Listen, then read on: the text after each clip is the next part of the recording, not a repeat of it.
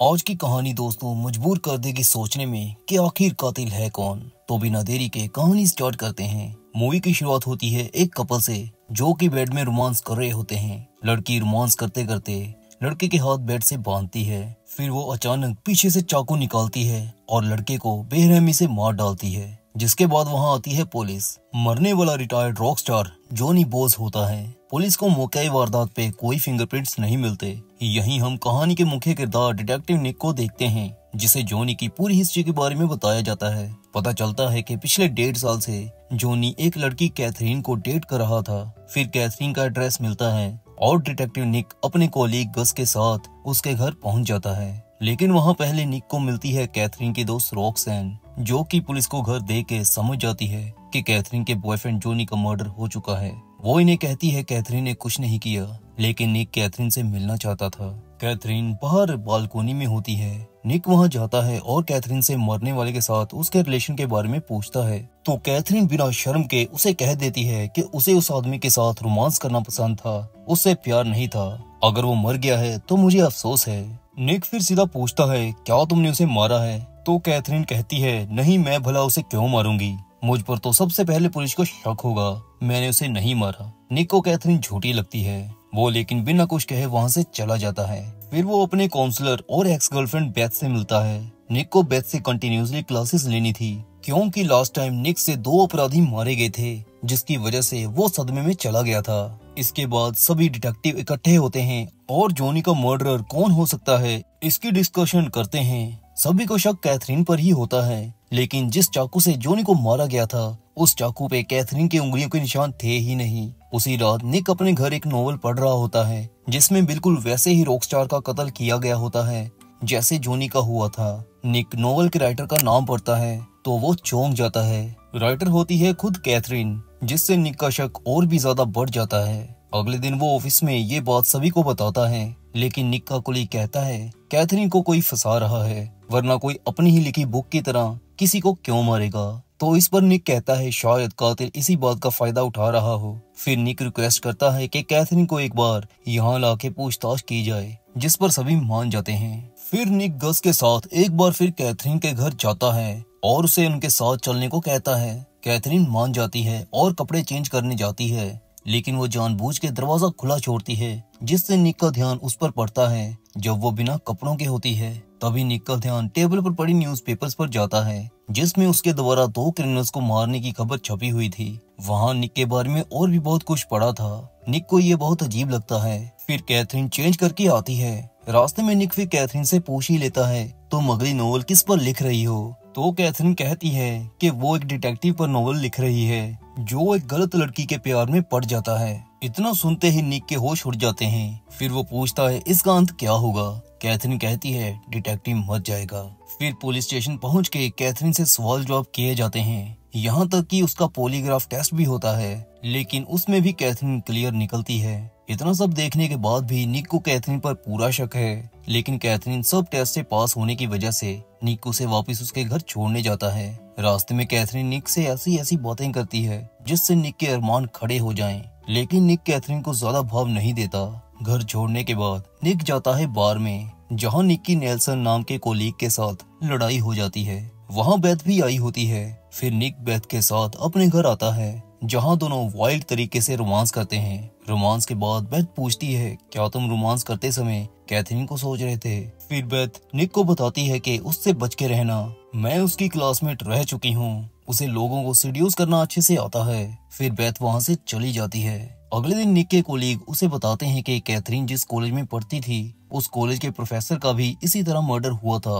आज तक उसके कातिल का पता नहीं चल पाया, जिसकी वजह से निक के कोलीग को भी लगता है कि कैथरीन में कुछ तो गड़बड़ है। फिर वो निक को कैथरीन पर नजर बनाए रखने को कह देता है। फिर निक कैथरीन के घर के बाहर नजर रखने लगता है। कैथरीन बाहर आती है और अपनी कार में बैठ के कहीं जाने लगती है। निक उसका पीछा करता है तो कैथरीन कार तेज चलाने लगती है। निक किसी तरह उसके पीछे रहने में सफल रहता है और फिर एक घर के पास वो कैथरीन की कार रुकी देखता है। वहाँ वो एक अधेड़ उम्र की औरत से मिलके आती है। फिर कैथरीन घर जाती है। निक भी उसका पीछा करता है। वो फिर अंदर जाने लगता है, लेकिन कैथरीन कपड़े चेंज कर रही होती है, जिसकी वजह से वो वापस आ जाता है। फिर निक उस औरत के बारे में जानने की कोशिश करता है जिसे कैथरीन मिल के आई थी, तो पता चलता है कि उस औरत ने अपने पति और बच्चों की जान ले ली थी और उसने जुर्म भी कबूल लिया था। ये जान के निक को कैथरीन कदर औरत लगने लगती है। अगले दिन निक कैथरीन के घर जाता है। कैथरीन ने निक से रिलेटेड सारी न्यूज टेबल पर जानबूझ के खिला रही होती है। वो निक को ये सब जानबूझ के दिखाना चाहती थी। कैथरीन फिर निक को ऐसी ऐसी बातें भी बताती है जो कि निक की एक्स गर्लफ्रेंड बेथ को भी पता नहीं थी। निक ये सब सुन के चौंक जाता है। तभी वहाँ कैथरीन की गर्लफ्रेंड रॉक्सैन आती है। दोनों निक के सामने ही रोमांस करना शुरू करते हैं। ये देख के निक वहाँ से सीधा जाता है पुलिस स्टेशन, जहाँ वो गुस्से में बेथ को पकड़ लेता है और उससे पूछता है उसने उसकी सीक्रेट फाइल किसको दी थी। बेथ पहले तो मानती नहीं, लेकिन फिर बता ही देती है कि नेल्सन ने उसकी फाइल ली थी। फिर निक नेल्सन के साथ हाथापाई करने लग जाता है। बड़ी मुश्किल से निक को काबू किया जाता है। निक को गुस्सा इसी बात का था कि कैथरीन को उसके बारे में इंफॉर्मेशन देने वाला नेल्सन था। उस रात निक नशे में होता है। बेथ उसके पास आती है, लेकिन निक उसे चले जाने को कहता है। फिर कुछ समय बाद ही निक को कॉल आती है कि नेल्सन का किसी ने मर्डर कर दिया है। निक जल्दी क्राइम सीन पर पहुंचता है। वहां सभी निक पर शक कर रहे होते हैं, क्योंकि कुछ समय पहले ही निक की नेल्सन से लड़ाई हुई थी, जिसकी वजह से उससे सवाल जवाब किए जाते हैं। लेकिन बेथ आके निक की सपोर्ट में गवाही दे देती है कि उस समय निक और मैं निक के घर इकट्ठे थे, जिसकी वजह से निक बच जाता है। लेकिन उसे कुछ समय के लिए सस्पेंड कर दिया जाता है, पर निक अपनी तहकीकात जारी रखता है। उसे उसका एक कोलीग बताता है कि कैथरीन के पेरेंट्स की मौत एक शिप के डूबने से हुई थी। निक इसके बाद सीधा कैथरीन के पास जाता है और उसे कॉफी के लिए पूछता है। कैथरीन निक को टोंट मारते हुए कहती है कि वो गन के बगैर ही ठीक है। ये सुन के निक उससे पूछता है, तुम्हें ये सब कैसे पता चल जाता है? तो वो कहती है उसके भी बहुत सारे लिंक हैं। असल में अब निक कैथरीन के हिसाब से चलना चाहता था। जैसे वो फ्लर्ट कर रही थी वैसे ही निक भी करता है। फिर दोनों कॉफी पीते हैं, जहाँ कैथरीन निक को अपनी अनपब्लिश्ड बुक देती है, जिसमें बच्चा अपने पेरेंट्स की बोर्ड में शेक करके उन्हें मार डालता है। ये केस वैसा ही था जैसे कैथरीन के पेरेंट्स मारे गए थे।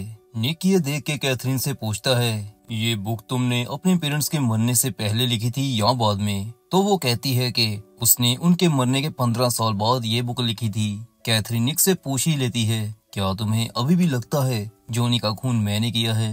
निक कुछ नहीं बोलता। फिर कैथरीन उसे शाम एक क्लब में इनवाइट करती है और वहाँ से चली जाती है। लेकिन जाते हुए उसे गस देख लेता है और वो निक को कहता है कि इस औरत से बच के रहना, ये तुम्हारा ब्रेन वॉश कर रही है। लेकिन निक अब कैथरीन के प्रति अट्रैक्ट होने लगा था। शाम वो क्लब में जाता है जहाँ कैथरीन रॉक्सैन के साथ हॉट लेवल का डांस कर रही होती है। लेकिन जब वो निक को देखती है तो वो उसके साथ नाचने लगती है। ये देख के रॉक्सैन जल जाती है और वहाँ से चली जाती है। इधर निक को कैथरीन डांस के बाद घर आके ढेर सारा रोमांस करते हैं। रोमांस के बाद निक वॉशरूम में जाता है जहाँ रॉक्सैन पहले से होती है।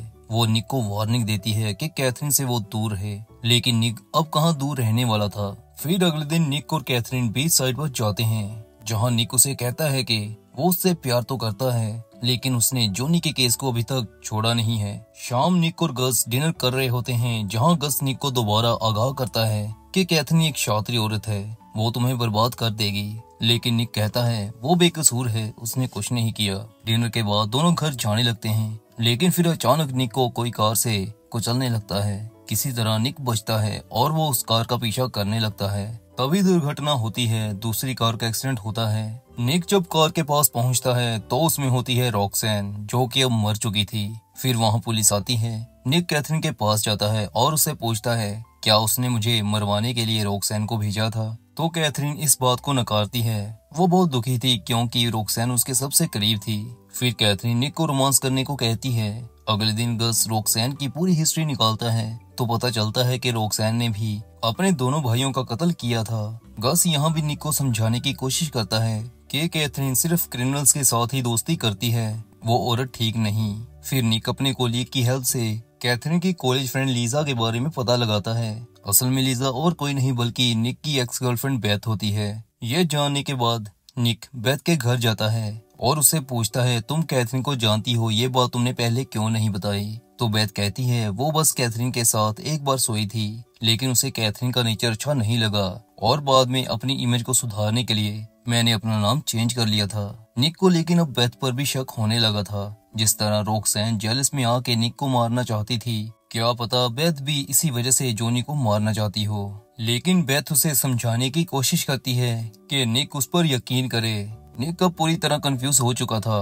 वो फिर घर आता है जहाँ कैथरीन उसका पहले से इंतजार कर रही होती है। निक उसे बताता है कि वो उसकी कॉलेज फ्रेंड लीजा से मिल के आया है। कैथरीन समझ जाती है कि निक को अभी भी उस पर शक है, जिसकी वजह से वो वहाँ से चली जाती है। शाम निक और गस में बहस हो रही होती है, जहाँ गस कैथरीन को खूनी कह रहा होता है। वहीं अब निक कैथरीन की सपोर्ट लेने लगता है। अगले दिन निक कैथरीन के घर जाता है, जहाँ निक देखता है कि कैथरीन ने अपनी डिटेक्टिव वाली बुक पूरी कर ली है, जिसमें लिखा होता है कि डिटेक्टिव की लिफ्ट में मौत हो गई है। फिर कैथरीन रूम से बाहर आती है और निक को कहती है वो यहाँ क्या करने आया है, उसकी यहाँ कोई जगह नहीं है। मैंने अपनी बुक पूरी कर ली है, अब मेरा तुमसे कोई रिश्ता नहीं है। निक ये सुन के पागल हो जाता है, क्योंकि उसे लगने लगा था कि कैथरीन उससे प्यार करती है। लेकिन फिर निक चुपचाप वहाँ से चला जाता है। शाम होती है। गस निक को कहता है कि उसे किसी ने टिप दी है जो उनका कातिल एक बिल्डिंग में आने वाला है। निक गस के साथ वहाँ जाता है। गस फिर बिल्डिंग में जाने लगता है। निक भी उसके साथ जाना चाहता है, लेकिन गस कहता है कि पिछली बार उससे 2 खून हो गए थे, इस बार रिस्क नहीं लेना चाहिए, जिसकी वजह से निक कार में ही वेट करने लगता है। इधर गस लिफ्ट में चढ़ के ऊपर जाने लगता है। उधर निक को याद आता है कि कैथरीन ने उससे कहा था कि बुक में डिटेक्टिव मर गया है। वो फिर भाग के गस के पास जाने लगता है, लेकिन देर हो जाती है। कातिल गस को चाकू की हेल्प से मार डालता है। निक जब वहां पहुंचता है तो कातिल जा चुका होता है।